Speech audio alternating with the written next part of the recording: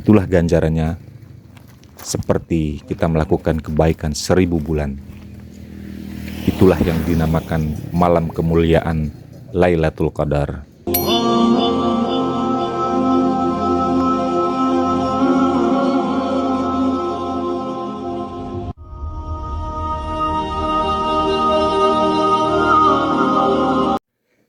Bismillahirrahmanirrahim.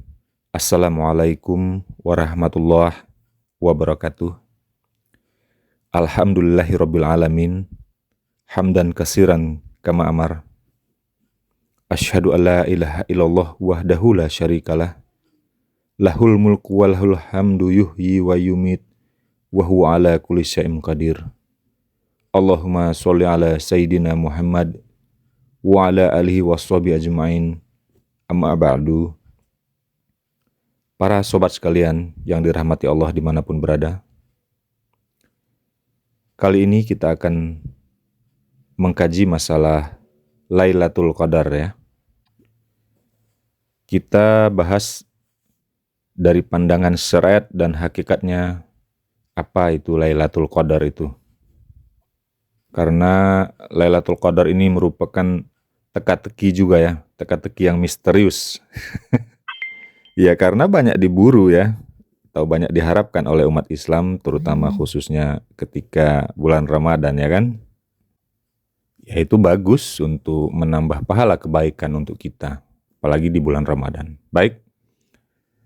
Ya sebenarnya Lailatul Qadar ini adalah salah satu keistimewaan yang diberikan Allah untuk umat Nabi Muhammad SAW, yaitu adanya hitungan pahala yang berlipat ganda. Dalam syariat Islam, orang yang melakukan satu kebaikan akan dibalas 10 kali lipat oleh Allah. Namun apabila melakukan kejahatan, akan diganjar sesuai kadar kejahatannya oleh Allah. Seperti difirmankan Allah di dalam surat Al-Baqarah 261, perumpamaan orang-orang yang menginfakkan hartanya di jalan Allah adalah seperti orang yang menabur sebutir biji benih yang menumbuhkan 7 tangkai. Kemudian pada setiap tangkai ada 100 biji lagi. Allah melipat gandakan pahala bagi siapa yang dikehendakinya. Allah Maha Luas lagi Maha Mengetahui. Ini seperti dilipat gandakan 700 kali ya oleh Allah. Ya begitulah Allah memberikan motivasi untuk umat Nabi Muhammad SAW dalam beramal kebaikan. Bahkan ada satu motivasi lagi dari Allah yang lebih dahsyat lagi dari itu, yang hanya terdapat pada bulan Ramadan dalam setiap tahunnya. Yang malam itu digambarkan oleh Allah lebih baik dari 1000 bulan. Yang ketika kita melakukan amal kebaikan pada malam itu, itulah ganjarannya seperti kita melakukan kebaikan 1000 bulan. Itulah yang dinamakan malam kemuliaan Lailatul Qadar. Lailatul Qadri khairin min alfi syahrin. Sesungguhnya Lailatul Qadar itu lebih baik dari 1000 bulan. Begitulah motivasi dari Allah untuk umat Nabi Muhammad SAW dalam menanam kebaikan dan beramal di dunia ini. Jadi kalau kita hitung-hitungan pahala, 1000 bulan itu ya sama dengan 83 tahun kita hidup ya. Nah ini dahsyatnya nih.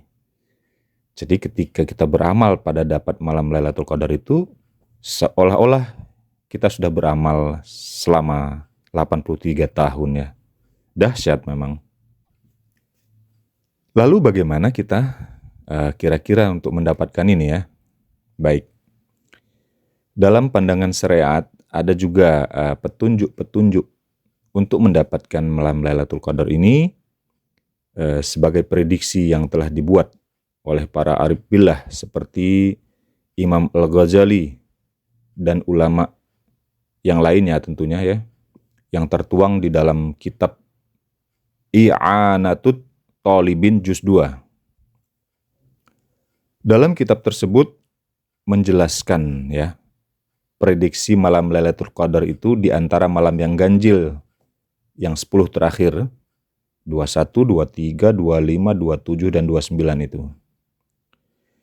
Dari perhitungan mereka ini memprediksi bahwa awal daripada Ramadan itulah menentukan malam Lailatul Qadar yang akan dialami. Nah, kira-kira seperti itu. Jadi titik menentukan untuk kapan sebenarnya malam Lailatul Qadar itu berawal hari apa sebenarnya awal Ramadan itu dilakukan. Nah, dari sinilah prediksinya. Misalnya begini ya. Jika awal Ramadan atau 1 Ramadan itu puasa pertama dimulai pada hari Minggu dan atau hari Rabu permulaan Ramadan itu, maka prediksinya Lailatul Qadar itu nanti ada di malam 29 Ramadan. Bila 1 Ramadan itu dimulai pada hari Senin, maka prediksinya Lailatul Qadar itu ada di malam 21 Ramadan. Bila 1 Ramadan jatuh pada hari Selasa dan atau jatuh pada hari Jumat, maka Lailatul Qadar itu diprediksi ada pada malam ke-27 Ramadan. Kemudian bila 1 Ramadan itu jatuh pada hari Kamis, maka prediksinya Lailatul Qadar itu jatuh pada malam 25 Ramadan. Dan terakhir, apabila 1 Ramadan itu dimulai jatuhnya pada hari Sabtu, maka Lailatul Qadar itu diprediksi adalah malam 23 Ramadan. Itulah menurut prediksi dalam kitab I'anatut Thalibin Juz 2 dari Imam Al-Ghazali ya. Mudah-mudahan ini bisa kita jadikan rumus ketika kita nanti mencari Lailatul Qadar di malam 10 terakhir Ramadan. Namun prediksi dalam pandangan syariat ini terdapat kendala kadang-kadang ya ketika penentuan hari awal 1 Ramadan itu.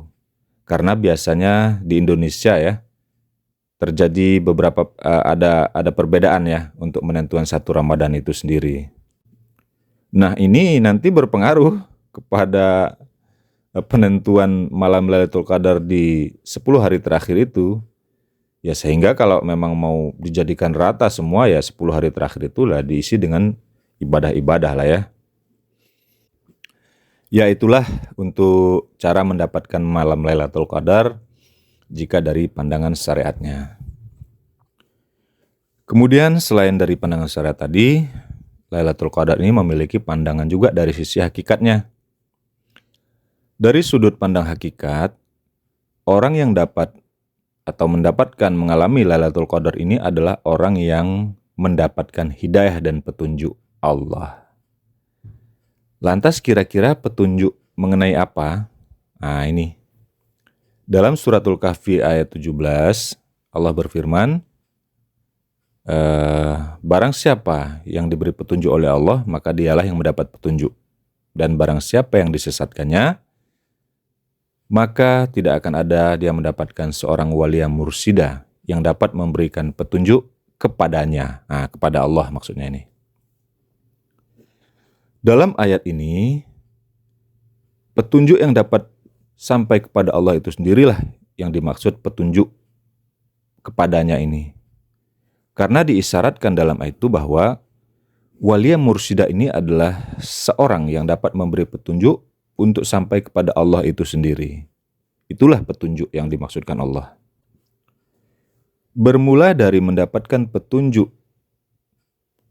maka dalam pandangan hakikat, malam Lailatul Qadar itu dapat diraih berupa petunjuk awal dari waliya mursida itulah. Karena itulah sebenarnya sebuah jalan yang harus ditempuh. Petunjuk dari waliya mursida itulah jalan yang harus ditempuh. Jalan itulah tarekatnya. Kemudian kemampuan memahami di balik semua perjalanan itu, itulah nanti hakikatnya. Sehingga buah yang didapat itu adalah ma'rifatullah. Itulah sebagai puncak spiritualnya nanti yang dialamin oleh para penempuh jalan rohani ketika mereka mengikuti petunjuk yang telah diberikan oleh waliyam mursida tadi. Jadi kita ulang ya, setelah mendapatkan petunjuk, lalu berjalan di jalan tarekat itu, kemudian mampu memahami di balik semua perjalanan itulah hakikatnya, sehingga buahnya itulah mendapatkan ma'rifatullah itu sebagai puncak spiritualnya para penempuh jalan rohani itu. Puncaknya inilah yang dikiaskan sebagai malam Lailatul Qadar itu. Kapan puncak spiritualnya itu? Itulah ketika tersingkapnya hijab antara hamba dan Tuhan secara pandangan batin. Ketika hati itu telah bening dan bersih, selama mereka menjalani perjalanan ruhani yang telah mereka upayakan, inilah yang dimaksud dengan petunjuk Allah itu. Dan ketika mereka telah sampai, maka itulah disebut dengan wusul ilallah, sampai kepada Allah. Ini adalah buah daripada perjalanan yang telah mereka upayakan. Keadaan ini digambarkan seperti kegelapan hati yang diterangin oleh cahaya yang tak terhingga terangnya. Itulah cahaya Allah yang menerangin dan memenuhi setiap relung hati hambanya yang tadinya gelap. Itulah di mana keadaan hamba dapat menyaksikan hakikat dirinya yang sebenarnya. Inilah sebagai stasiun terakhir dalam perjalanan rohani mereka. Para sobat sekalian, demikianlah gambaran pandangan syariat dan hakikatnya Lailatul Qadar ini. Dan semoga kajian ini dapat menambah gairah kita untuk terus meningkatkan kualitas ibadah kita, sehingga kita mudah-mudahan seumur hidup kita dapat mengalami Lailatul Qadar ini, mengalaminya sendiri. Amin, amin ya rabbal alamin. Billahi taufiq wal hidayah. Wassalamualaikum warahmatullahi taala wabarakatuh.